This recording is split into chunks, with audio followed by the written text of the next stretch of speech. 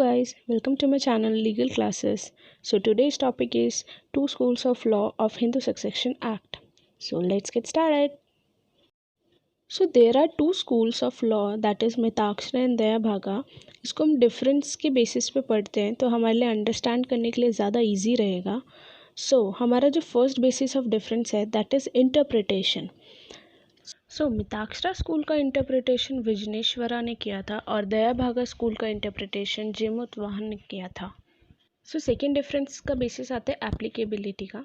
जो मिताक्षरा स्कूल है वो all over the India applicable है except Assam and Bengal, where as Dayabhaga जो है वो सिर्फ इन्हीं टू स्टेट्स में एप्लीकेबल है, that is Assam and Bengal.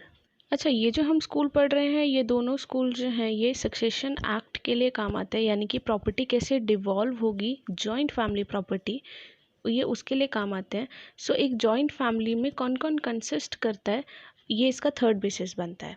सो मिताक्षरा में जॉइंट फैमिली में सन, ग्रैंडसन, ग्रेट ग्रैंडसन ये तीन लोग होते हैं. अच्छा, इसमें एक बात नोटिस करने वाली है कि इसमें कोई फीमेल नहीं है और ये जो तीन डिग्री है यानी कि सन, ग्रैंडसन, ग्रेट ग्रैंडसन, इन तीनों को मिला के हम बोलते हैं को पार्टनर. इन तीनों को एक पर्टिकुलर वर्ड दिया गया है को पार्टनर. तो ये तीनों के तीनों जो जनरेशन्स हैं वो को पार्टनर है किसकी, एक प्रॉपर्टी की, एक जॉइंट फैमिली प्रॉपर्टी की. एंड जो सन होता है उसको बाय बर्थ राइट होता है, बाय बर्थ एक इंटरेस्ट डेवलप हो जाता है एंसेस्ट्रल प्रॉपर्टी में. ये मिताक्षरा की बात हुई. अब लेट से दया भागा.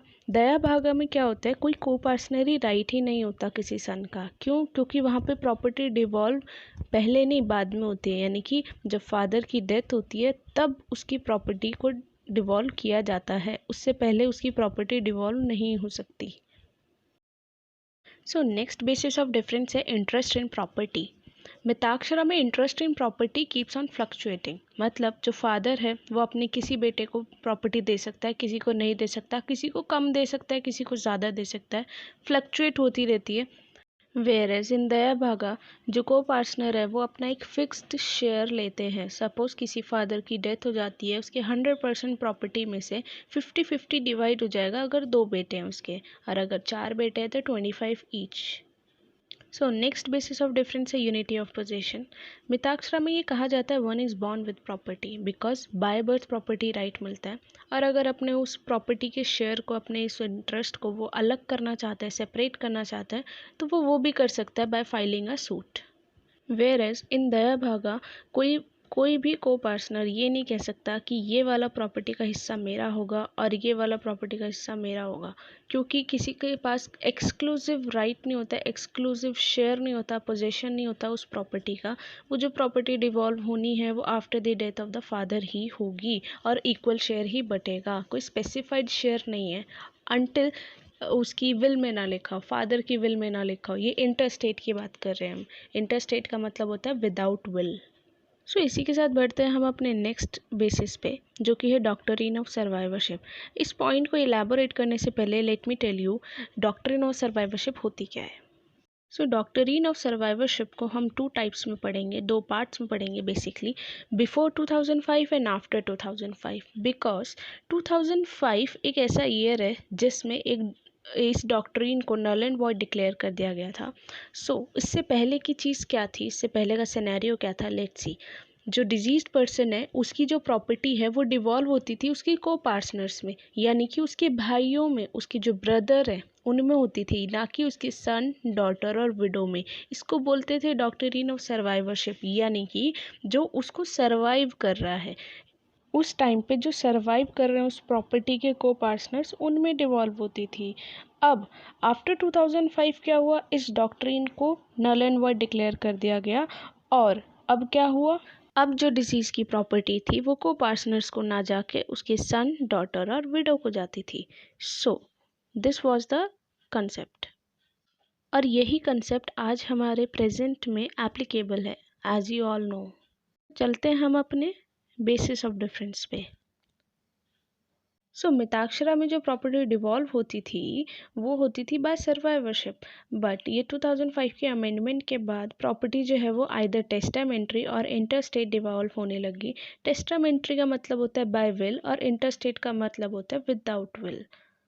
वेराज इन दया भागा ये जो डॉक्ट्रिन है इसको रिकॉग्नाइज ही नहीं किया जाता, बिकॉज वहाँ पे जो प्रॉपर्टी डिवॉल्व होती है वो after the death of the father होती है, जो कि इनहेरिटेंस के थ्रू मिलती है। अब आते हैं हम अपने नेक्स्ट बेसिस ऑफ डिफरेंस पे, that is entitle to partition.